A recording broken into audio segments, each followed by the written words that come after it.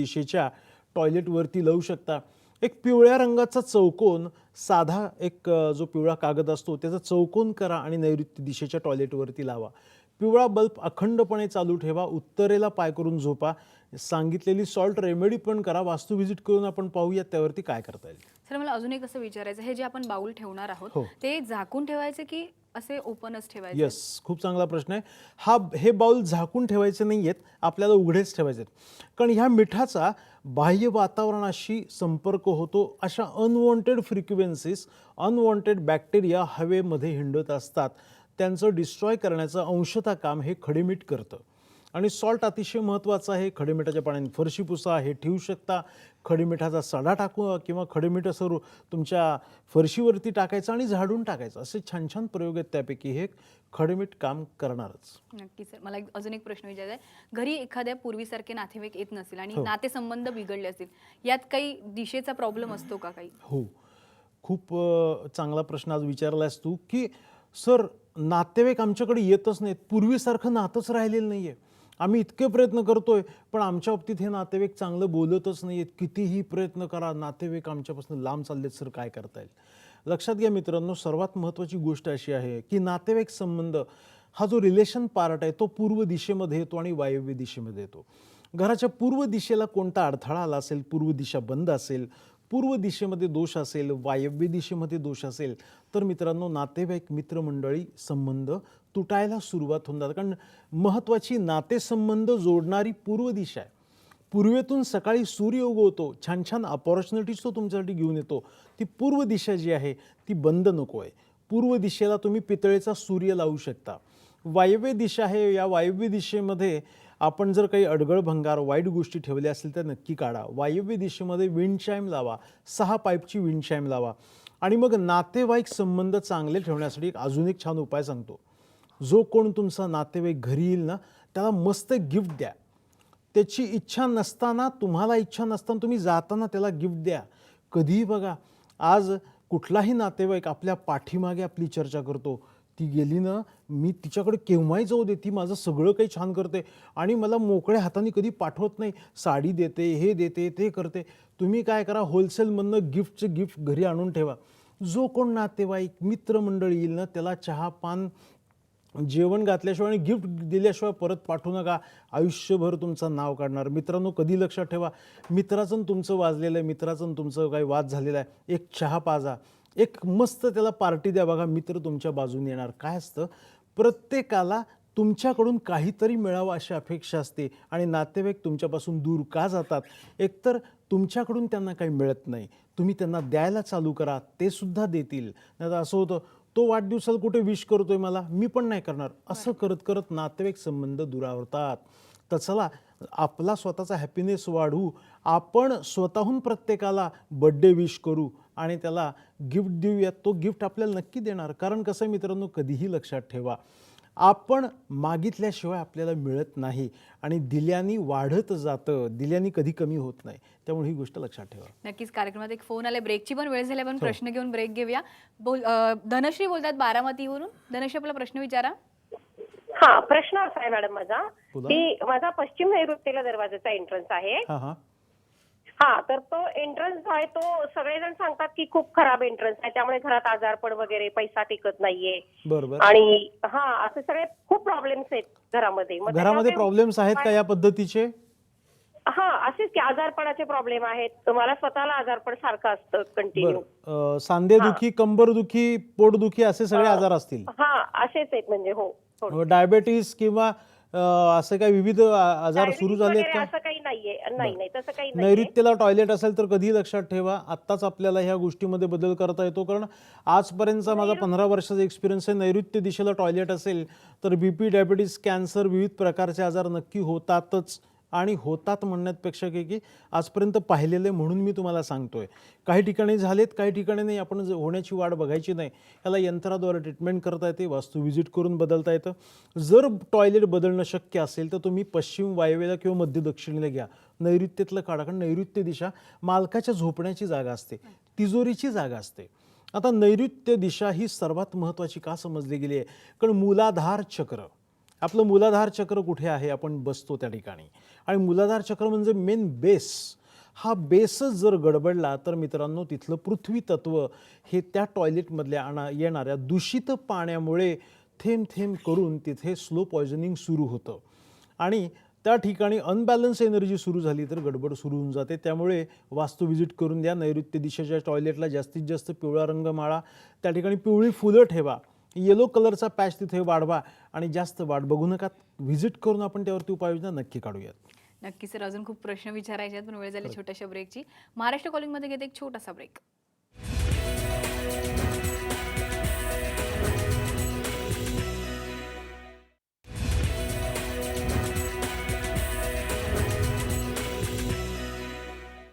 ब्रेकनंतर महाराष्ट्र कॉलिंगमध्ये आपलं पुन्हा एकदा स्वागत. आजचा विषय आहे गृहसौख्यासाठी वास्तुशास्त्र आणि आपलं मार्गदर्शन करत आहेत डॉक्टर महेंद्र मकरंद सरदेशमुख. माफ करा सर, आपण एक हे तुम्ही गेल्या वेळी असं सांगितलं होतं 5 रुपयाचे कॉईन 21 कॉईन पूजेसाठी सांगितले होते. त्यात आता काय बदल करायचा का?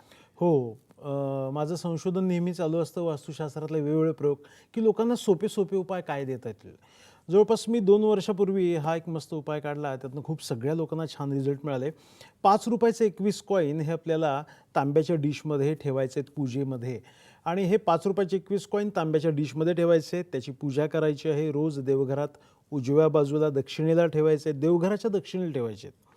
हे बहुतेक सगळ्यांना माहिती आहे. आता यामध्ये बदल काही करायचे का, तर अजून एक छान प्रयोग केलेला आहे. या ज्या तांब्याच्या डिशमध्ये तुम्ही 5 रुपयाचे 21 कॉईन ठेवणार आहात तर त्याच्यामध्ये एक चांदीचं नाणं आणि एक सोन्याची रिंग किंवा सोन्याचं वळं ठेवा. म्हणजे जशी पैशांची पूजा करत करत अनेक घरामध्ये पैशांचे प्रॉब्लेम सॉल्व्ह होत आले, आर्थिक प्रगती चांगली होत आली. आता मग आपण सोनं आणि चांदी याची पूजा करूयात. त्या डिशमध्ये तुम्ही आता काय करा, एक अगदी कानातली सोन्याची रिंग असेल किंवा वळं. मी काय केलं माझ्या घरी, त्या डिशमध्ये ना एक चांदीचा छोटासा तुकडा आणला आहे सोनाराकडनं आणि एक सोन्याचं छोटंसं वळं केलं आहे आणि त्या 5 रुपयाचे 21 कॉईन असणारा जो आपलं तांब्याचं तांभण आहे त्यात ठेवले आणि त्याची रोज पूजा करायला चालू केली. तर जवळपास हे 3 महिने मी करतोय. छान रिझल्ट आहेत, कारण सोनं घेण्याची इच्छा येते आणि चांदीही वाढ होत जाते. त्यामुळे हा आता प्रयोग तुम्ही सुरू करायचा आहे. नवीन ॲडिशन काय करायचं, रोज फोन असतात, सर त्या 5 रुपयाच्या 21 कॉईननी आमचं खरंच आयुष्य बदललं आहे, अडकलेले पैसे यायला सुरुवात झाली. हे लोकांचे अनुभव आहे. मी कुठलाही दावा अजिबात करत नाही यांनी प्रॉब्लेम सॉल्व्ह होतील. प्रयत्न आपण नक्की करू शकतो, कारण माझा एका गोष्टीवर विश्वास आहे, प्रयत्नांती परमेश्वर. प्रयत्न करत राहायचे, परमेश्वर आपल्याला रिझल्ट देणार. त्यामुळे हा एक छोटासा प्रयत्न आहे. आपण यामध्ये 5 रुपयाच्या 21 डॉलरबरोबर आता चांदी आणि सोन्याची पूजा करूयात. भरभराट होईल. पुन्हा शुक्रवार किंवा मंगळवार सुंदर दिवस बघा आणि त्याविषयी स्थापना करा. सर, एक महत्त्वाचा असा प्रश्न विचारायचा आहे. घरात घड्याळ, आरसा आणि कॅलेंडर नेमकं कुठे ठेवावं? म्हणजे सगळ्यांना हाच प्रश्न असतो की घड्याळ इथे ठेवायचं, तिथे. मग ते नेमकं कुठे ठेवायचं? करेक्ट. घड्याळ, कॅलेंडर आणि आपला आरसा, या तिन्ही गोष्टीसाठी एक नियम लक्षात ठेवा. या तिन्ही गोष्टी दक्षिण भिंतीला चालत नाही. साऊथ वॉल ही जी आहे ती भक्कमता, स्थिरता आणि स्टेबिलिटी देणारी आहे. या दिशेला कधीही हलक्या वस्तू नको आहेत. पाणी येतं आहे कशामध्ये, त्या आरशामध्ये पारा आहे, जलतत्व आहे. हा आरसा दक्षिणेला एक्सटेंड करणारा नको आहे. तुम्ही कधी बघा, आपण ज्वेलर शॉपमध्ये जातो, आत गेल्यावर कळतं अरे हे छोटंसं दुकान आहे 10 बाय 10चं, पण लांबनं दिसतंय की जवळपास ते खूप मोठं दुकान आहे. आरशाची किमया असते. हा आरसा काय करतो, भिंतीला वाढवतो. मग वाढ कुठे हवी आहे, उत्तर, पश्चिम किंवा पूर्व. दक्षिण भिंतीला आरसा कदापि चालत नाही. बऱ्याच वेळेला काय होतं, नैऋत्य दिशेला तिजोरी ठेवायची सरांनी सांगितलं, ठेवलं जातं, पण त्या तिजोरीला म्हणजे त्या लोखंडी कपाटाला आरसा येतो.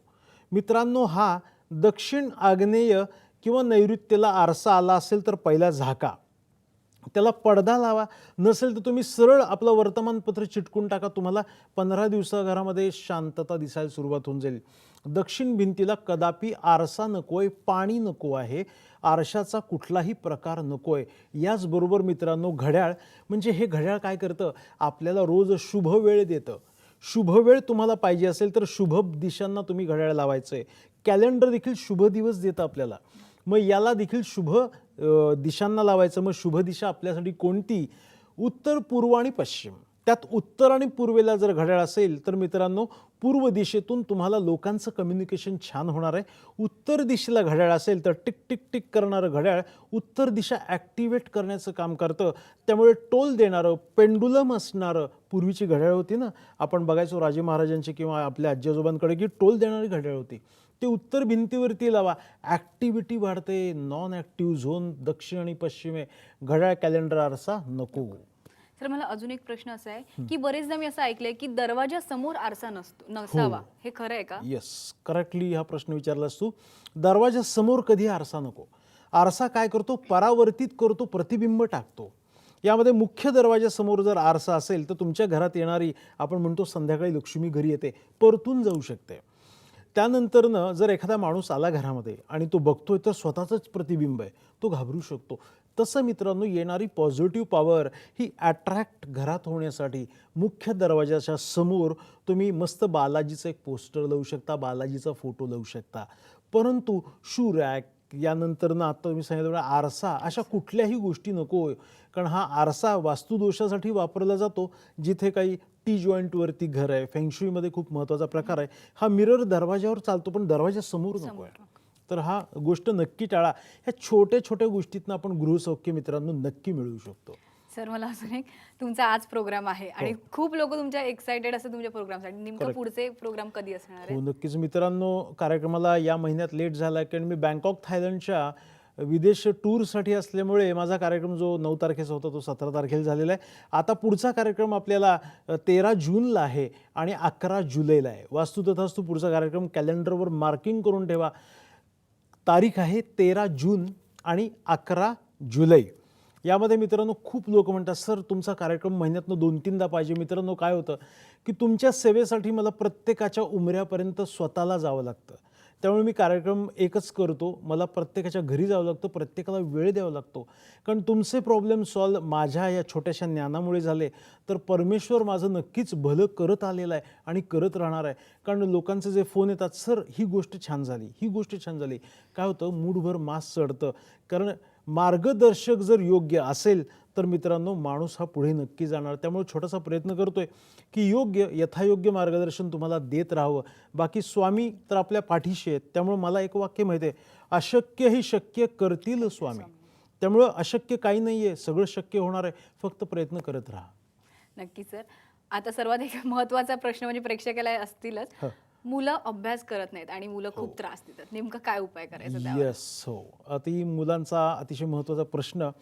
तर मुलं अभ्यास करत नाहीत, मुलं ऐकत नाही आहेत. तुम्ही पहिल्यांदा ही गोष्ट डोक्यातनं काढून टाका की मुलं त्रास देत आहेत किंवा मुलं अभ्यासच करत नाही, मुलांचं पुढे काय होणार. लक्षात घ्या मुलांनो, ही जी छोटी मुलं आहेत ना, या छोट्या मुलांचं एक वय आहे खेळण्याचं, बागडण्याचं, यांची एनर्जी वाढत असते.